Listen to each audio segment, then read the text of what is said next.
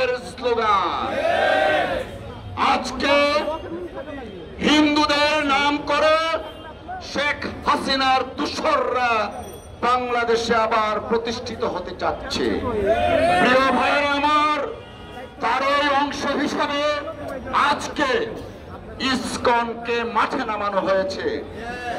প্রিয় বন্ধুরা আমার, ইসকন যখন মাঠে নামে তখন আমরা দেখি পশ্চিমবঙ্গের বিজেপির নেতা শুভেন্দু সরকার অধিকারী ওখানে দাঁড়িয়ে লাফায়।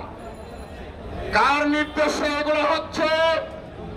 একদিকে শেখ হাসিনা ওয়াজেদকে আশ্রয় দিয়েছে ভারত, তাকে সর্বোচ্চ মেহমান হিসাবে আশ্রয় দিয়েছে। মোদী সরকার শেখ হাসিনাকে ব্যবহার করে শুভেন্দু সরকারকে কলকাতায় রেখে আর এইদিকে ইসকনকে মাঠে নামিয়েছে। প্রিয় বন্ধুরা আমার, এই যে যুগসূত্র, সেই যুগসূত্র কিন্তু বাংলাদেশের মানুষ বুঝে গেছে।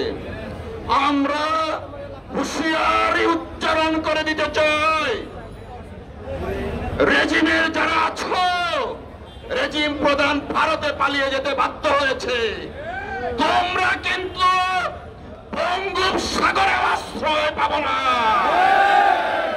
প্রিয় বন্ধুরা আমার, আইনজীবী সমাজের উদ্দেশ্যে আমি একটা কথা বলতে চাই। বিগত 17 বছর আপনারা রাজপথে ছিলেন, ফ্যাসিস্ট রেজিমের পদত্যাগে নেতৃত্ব দিয়েছেন। আজকে আমার ভাই আমাদের মাঝখান থেকে হারিয়ে গেছে। এই খুনিদের দৃষ্টান্তমূলক শাস্তি দাবি করছে, আর সেই শাস্তির জন্য আইনজীবীদেরও কিন্তু একটা ভূমিকা আছে। দুঃখজনক ভাবে অনেক আইনজীবী আছেন ফ্যাসিস্ট রেজিমের আসামি যারা, তাদের মামলা মোকদ্দমা করছেন। অফকোর্স আইনের অধিকার পাওয়ার প্রত্যেকের আছে, তাই বলে আমি আমার ন্যায় নীতি বিসর্জন দিব তা কিন্তু হতে পারে না।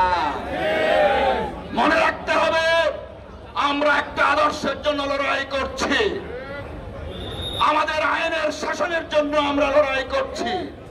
আইনের শাসনের যারা বাধা দেবে তাদের সাথে আইনজীবী সমাজ থাকতে পারে না, পারবে না ইনশাআল্লাহ। প্রিয় বন্ধুরা আমার, বক্তব্য প্রলম্বিত করব না। আমাদের দলের সভাপতি আছেন, তিনি কর্মসূচি ঘোষণা করবেন। তার আগে আইনজীবী বন্ধুদের প্রতি